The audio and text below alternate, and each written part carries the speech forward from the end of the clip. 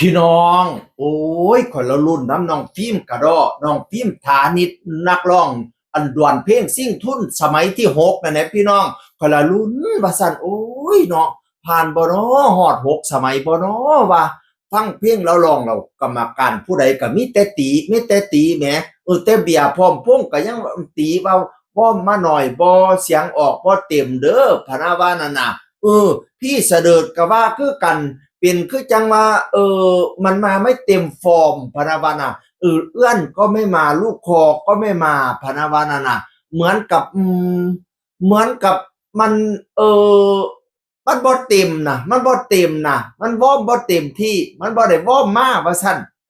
ผู้ฉลาดก็เว้าคือกันเหมือนกับหนูสู้กับเพลงไม่เหมือนกับหนูร้องเพลงหนูเลือกเพลงมาน่ะเข้าใจคุณครูเข้าใจว่าหนูต้องการนำเสนอเพลงใหม่แต่มันจะเป็นภัยกับตัวเราว่าซั่นว่าแล้วร้องเพลงก่อนขีดฟ้าของเต๋าผู้ศิลป์พี่น้องเอ๋ยเป็นแต่กรรมการผู้หญิงน้องชมพู่ก็ว่าคือกันเออพี่เพิ่งเจอบักหลาเด้อยายเพิ่งเจอบักหลาเด้อแต่ว่าฮู้ว่าเป็นแซมมหาสมัยมาสมัยนี้ก็ถามคุณครูเพิ่นอยู่น้องเพิ่นร้องเพลงแบบนี้ติว่าซั่นว่าน่ะเข้าใจว่า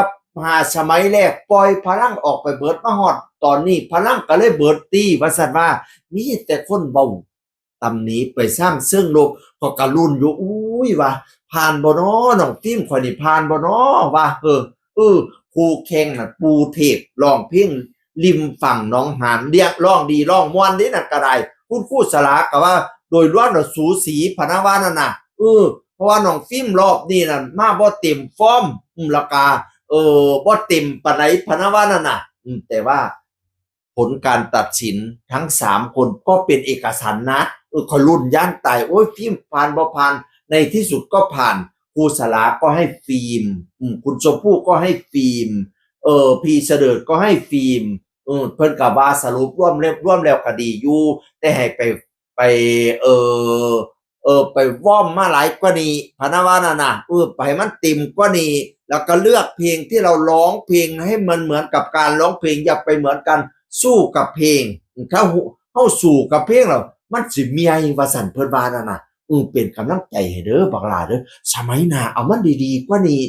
อันนี้ฮอดสมัยที่6นึงนี้เนี่ยให้เพลงทั้งหลายอยากให้ตัวไปฮอด100สมัยพุ่นน่ะเบียร์ก็บอกว่าเรามีเสียงเป็นต้นทุนแล้วก็มีเสน่ห์เป็นต้นทุนยิ้มออกนี่อุ้ยมันเป็นคนมีเสน่ห์พะนะว่านั่นน่ะจงใช้ต้นทุนนี้ว่าซั่นว่าน่ะรูปหล่อแล้วก็เสียงดีแต่ว่าให้ไปวอร์มมาหลายๆเด้อคุณครูเพิ่นว่านั่นน่ะมันหวงแต่ฮอดสมัยที่6นึงดิแซม6สมัยนึงดิเพราะว่าพี่น้องป้องปายอยากให้ตัวไปฮอด100สมัยกว่าก่อนขี้ฟ้าเพลงใดมันร้องยากอย่าร้องเด้อบักหล่าเอาเพลงใดเก่าโลดที่โตเข้าใจว่าโตร้องแล้วมันร้องออกมาม่วนน่ะเพราะว่าพ่อใหญ่อึ้งน่ะเสียเต็มที่อยากให้ไปฮอด100สมัยฟังเสียงครูบาอาจารย์เพิ่นตำหนิกรรมการเพิ่นตำหนิน่ะโอ้หัวใจข่อยแป้วแหมตายน้องฟิล์มข่อยสิไปต่อบ่น้อไปต่อหรือพอส่ำนี้เนาะบัดแต่เพิ่นยกป้ายขึ้นผู้ใดก็ฟิล์มผู้นั้นก็ฟิล์มผู้นี้ก็ฟิล์มโอ้ยข้อยละดีใจขึ้นพี่น้องเอ้ยเป็นกำลังใจให้เด้อบักหล่าซ้อมให้มันเต็มที่ว่อมให้มันเต็มที่เพิ่นตีอันใดก็ปรับปรุงอันนั้นลูกเอื้อนลูกเอ้ยให้มันมาเต็มที่พ้องเพลงใดยากอย่าสู่เอามาโยนถิ่มเข้าป่าเพลงใดยากๆน่ะอย่าสู่มาฮ้องซุม FC เนี่ยลุ้นน้ำยางตายเด้เนี่ยว่าตัวสิได้แซมบ่ได้แซมนั่นน่ะเป็นกำลังใจให้น้องฟิล์มฐานิชเอ่อนักร้องดวลเพลงจากจังหวัดหนองบัวลำพูพี่น้องเอ๋ยลูกชายสร้างรับเหมาก่อสร้างมาหาเงินไปใช้หนี้ช่วยพ่อก็กู้เงินมาส่งลูกส่งเต้าเรียนนั่นแหละแล้วก็ซื้อดินดอนตอนหญ้าปลูกเฮียนปลูกซานให้ลูกให้เต้าอยู่นั่นล่ะเป็นคุณพ่อเลี้ยงเดี่ยวไงคุณแม่นั้นเสียชีวิตตั้งแต่ฟิล์มอายุ10 ปีเป็นลูก